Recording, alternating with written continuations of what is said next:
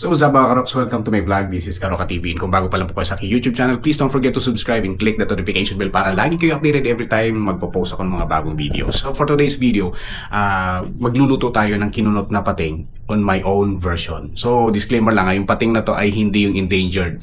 Mga baby pating ito na pwede siyang kainin and then pwede siyang hulihin. So hindi siya pinagbabawal. So may mga klase kasi ng pating na pinagbabawal talaga. So ito sa madalian lang. Own version ko to walang masyadong tawag dito yung copycat na recipe. So tara. So of course, bago natin lutuin yun, syempre prepare muna natin yung mga recipe ingredients natin. So siling haba para pampaspice, and of course sibuyas, bawang, luya, tsaka si kumpare ko. Ayan, paminta. Yan, okay.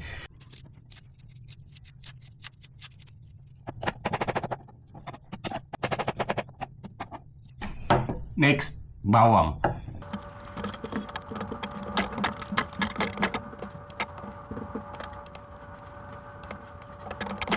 Next is luya.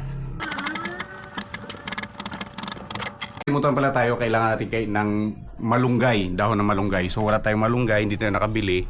Kuha tayo doon sa kapitbahay.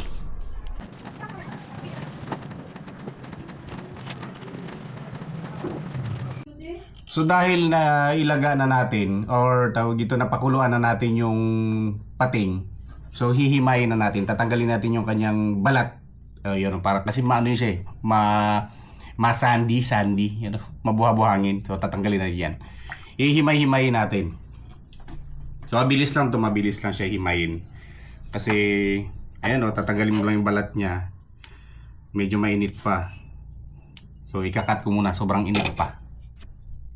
Ayan, nakunot-kunot na natin. So hindi masyadong, kung mapapansin nyo, hindi siya masyadong kunot. Pero dahil sa di ba may steer din natin, mas lalong makukunot yun siya. Madali lang siya ikunot kasi nga wala siyang buto, cartilage lang to Ayan Hindi pala natin putol-putulin to yung Pagkuha tayo ng putol-putulin nating 3 sili.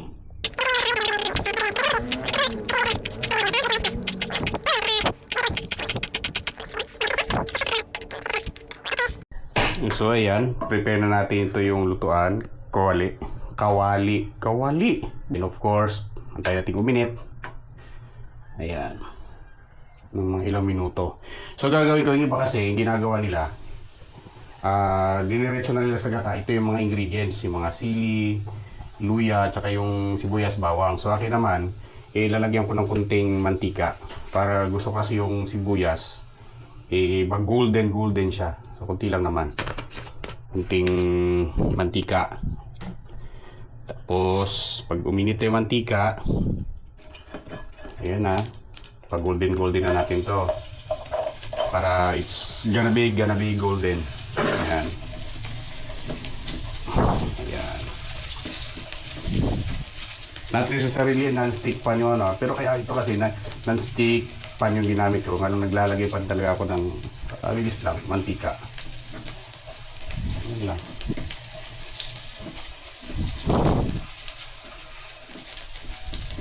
Ayan, hintayin natin mga golden. Ayan medyo okay ko siya. So, itlog natin ito yung sibuyas. Ayan.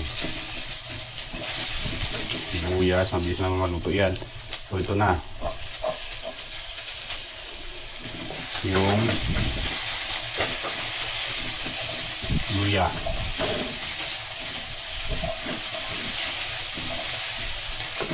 So, okay na yan. Gold na. Ito yung gata. Ipagsasabay ko na yun Pagsasabay ko na yung unang piga sa huling piga. So, bawasan natin yung apoy para hindi matutong yung gata. Pero yung una at saka huling gata, pagsasabay na natin yan. So dahil luto na rin naman na yung yung pating. Yan, luto na yung kanyang kinunot na natin kanina. So yan na siya. Tayo na lang natin siya na medyo kumulo-kulo. Ayan. Sangkot siya na yan. Di ba? So gamitin natin yung ilaw-ilaw pala. So ginoo, hindi natin ginamit. Yan. Kukuluin muna natin.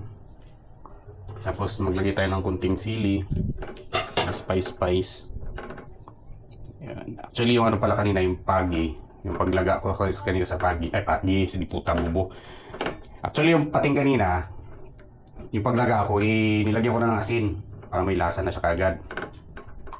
Yan, medyo tutong-tutong lang ibang ano. Yan, yung itim-itim na yun is, ano yan, nasunog na bawang.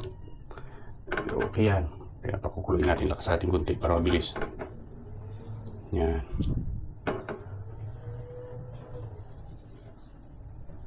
Tanggalin natin yung mga itim-itim.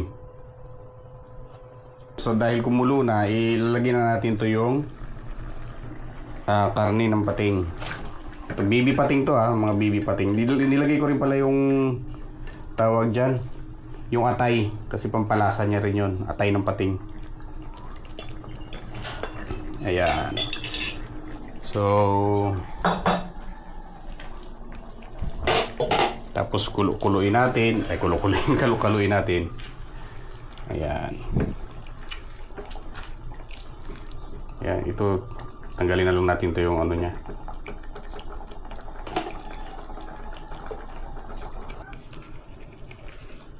Sa kinakain ko yan.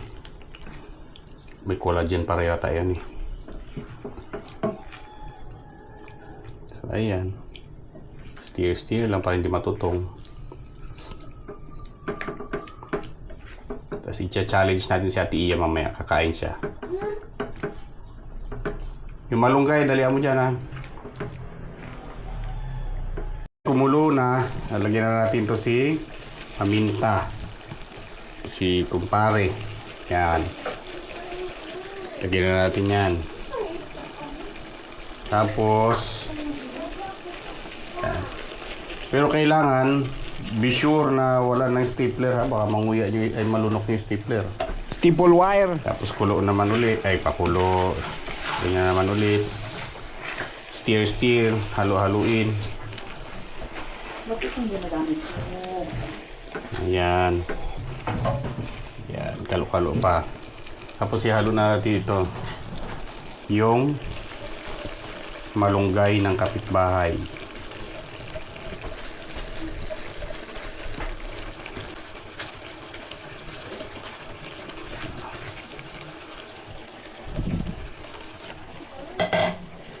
Tapos halo na naman natin.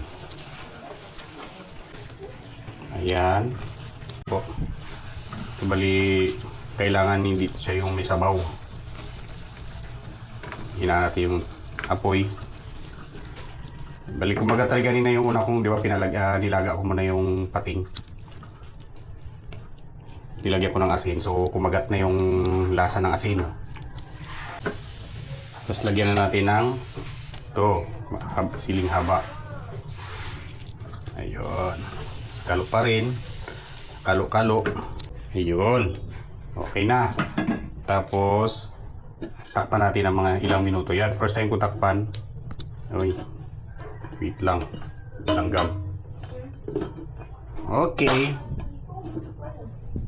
Guys, nilagyan natin ng siling labuyo. Yan yung mga pula-pula na yan. Hindi ko masyadong dinamihan. Kasi marami rin tayo nilagay na siling haba. So, medyo maanghang din yan. That's it mga karoks. So, let's eat. Ayan na siya, oh. Siyempre, pamula ako ng pamula. Sarap. Yeah. Itlog, isang piraso lang. Mm.